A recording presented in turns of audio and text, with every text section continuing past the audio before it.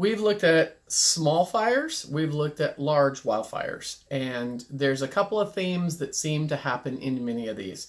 There's the people who are paying attention to the weather app and they leave ahead of time and they are prepared and they're out of there. And they never make the media, they never make the newspaper because they've already left. They already have a plan. And then we have the people who are waiting till literally the last minute and then they're trying to leave. And then, of course, you've got a horse trailer with your horses on it, and you're prepared to leave, but you're leaving late. And so now you're stuck in the evacuation traffic.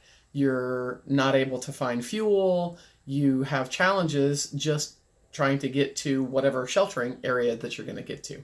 And then you have the absolute last minute people who did not have a plan, and they're asking someone else to help them. They're leading their horses literally from another horse or from a vehicle.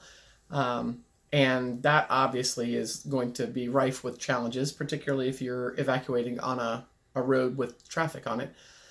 And then sadly, there's the people who had absolutely no plan, or for whatever reason, they were not able to get their animals evacuated. And thus they asked their next door neighbor to come over and just cut my horses loose. Just let them run free. And that's the ones that I really am concerned about because of that lack of planning. Those animals are out there on the road. They're on the roadside. They're investigating other people's places. They're falling into holes. They get trapped in fences. They get burned. They're terrified. They get chased by other horses or other animals that they're not familiar with. They're obviously extremely stressed. That's a welfare issue. And we're trying to get people just to do a little bit of planning. For example, it's simple math. How many horses do you have versus how many trailer spaces? If you have 6 horses and a 2-horse trailer, that means you need to take 3 trips to pick up your horses and move them to safety. How far do you have to move them? Do you have to move them 20 kilometers? Do you have to move them 60 kilometers? The further you have to move them, the longer the trip, and increases the chances of you not being able to get back into the wildfire area to make that evacuation.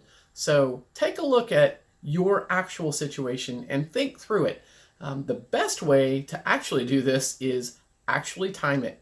Load everything you need, load your horses, take them to someone else's place, and then run back and get the others. And it will probably scare you to death because when we have done that before, it takes a lot longer to do than you think.